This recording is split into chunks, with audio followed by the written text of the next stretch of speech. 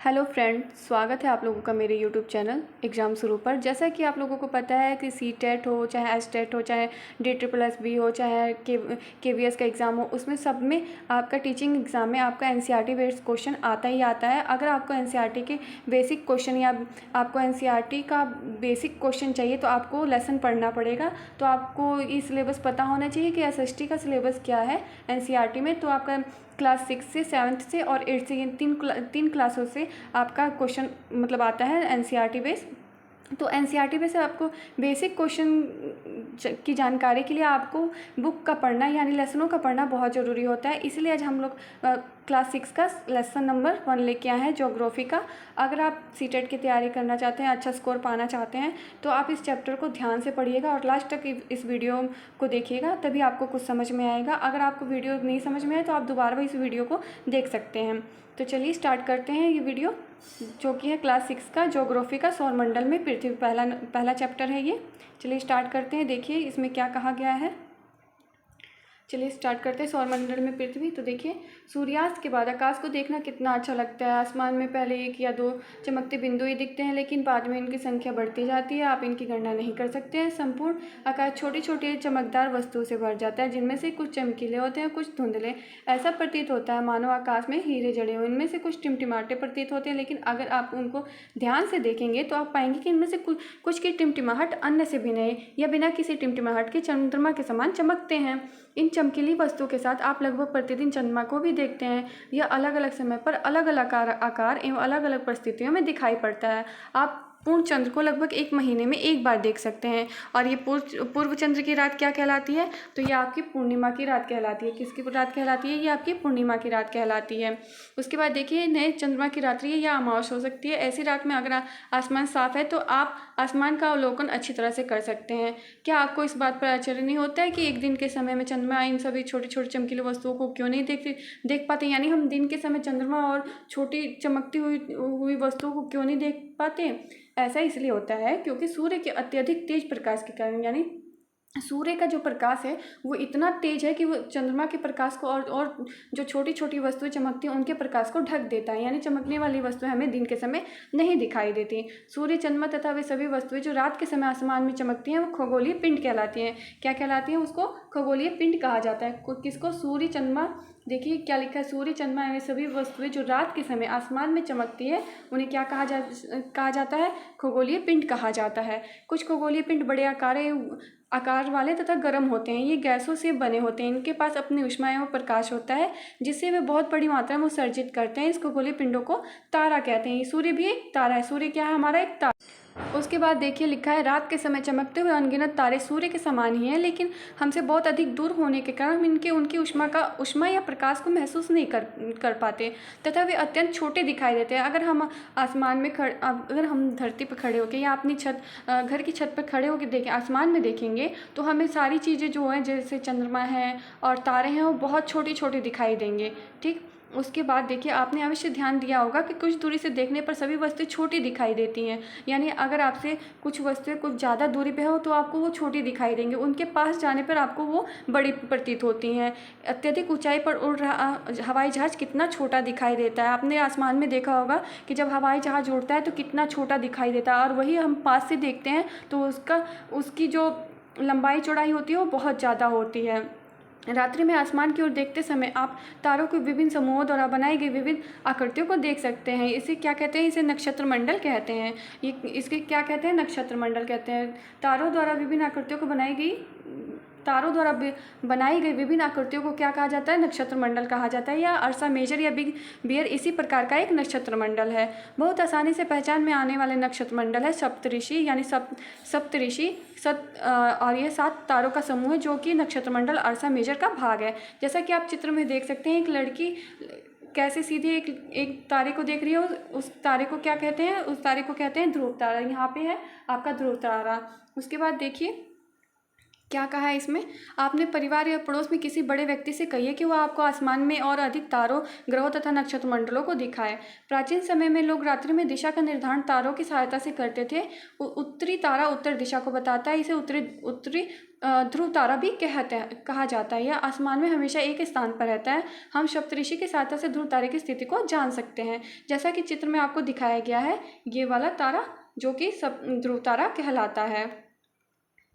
उसके बाद देखिए, आप देखेंगे कि यदि सप्तऋषि मंडल के संकेतक तारों को आपस में मिलाते हुए काल्पनिक रेखा खींची जाए एवं उसे आगे की ओर बढ़ाया जाए तो वह एक ध्रुव तारे को इंगित करती है। कुछ खगोलीय पिंडों में अपना प्रकाश एवं ऊष्मा नहीं होती है, वे तारों के प्रकाश से प्रकाशित होते हैं। ऐसे पिंड ग्रह कहलाते हैं।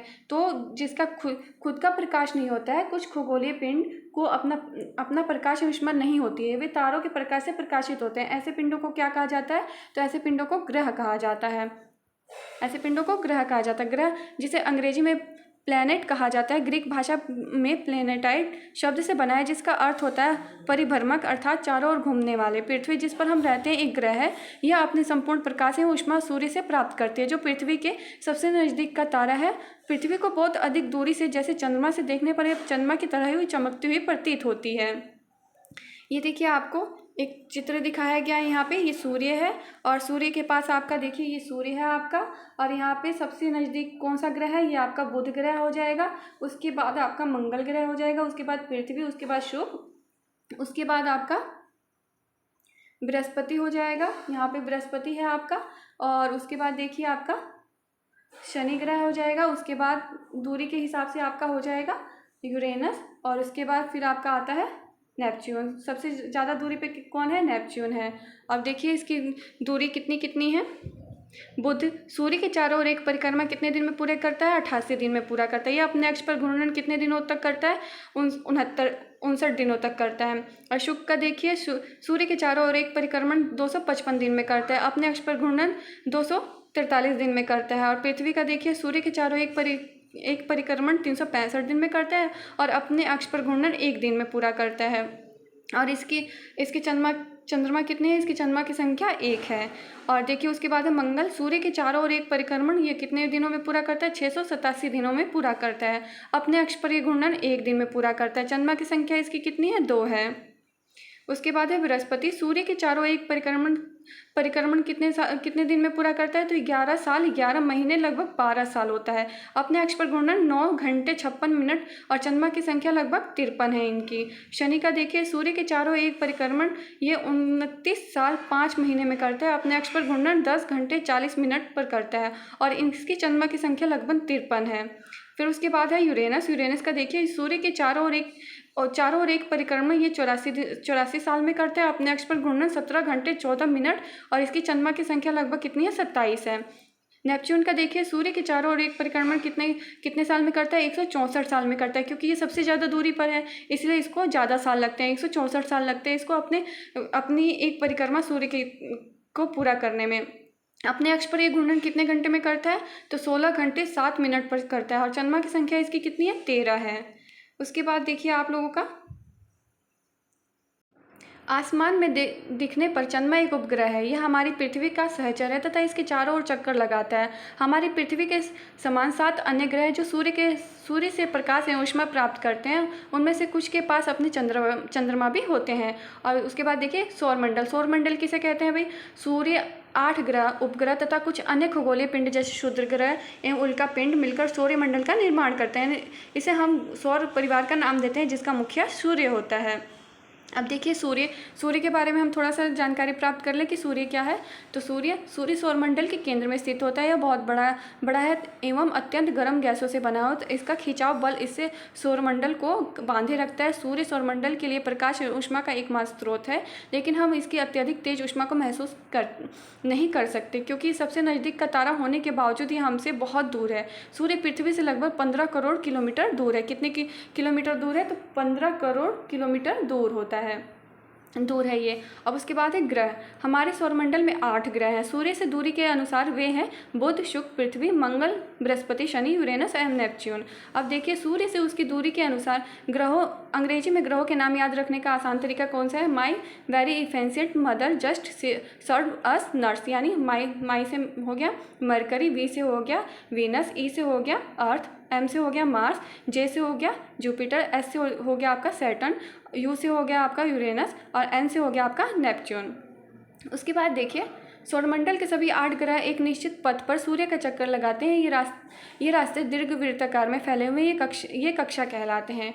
बुध सूर्य के सबसे नज़दीक है। अपनी कक्षा में सूर्य के चारों ओर एक चक्कर लगाने में इसे केवल 88 दिन लगते हैं।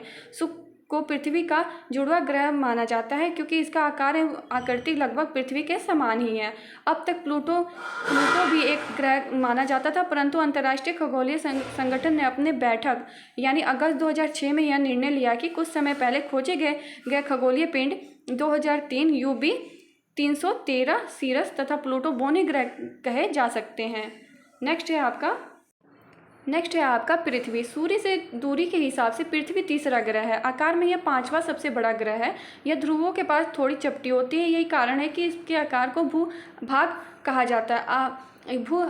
भाग का मतलब अर्थ होता है पृथ्वी के समान आकार। जीवन के लिए अनुकूल परिस्थितियां संभवतः केवल पृथ्वी पर ही पाई जाती हैं। पृथ्वी ना तो अधिक गर्म है और ना ही अधिक ठंडी। यहाँ पानी एवं वायु उपस्थित है जो हमारे जीवन के लिए आवश्यक है। वायु में जीवन के लिए आवश्यक गैसें जैसे कि ऑक्सीजन मौजूद है। इन्हीं कारणों से पृथ्वी सौरमंडल का सबसे अद्भुत ग्रह कहलाता है।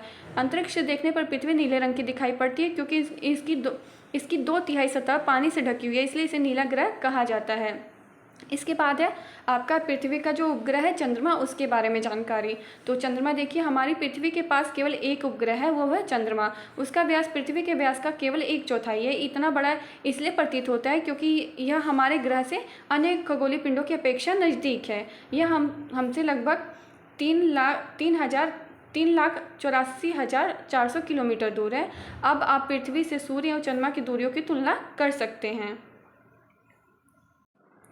उसके बाद है आपका चंद्रमा पृथ्वी का एक चक्कर लगभग 27 दिन में पूरा करता है। लगभग इतने ही समय में अपने अक्ष पर एक चक्कर भी पूरा करता है।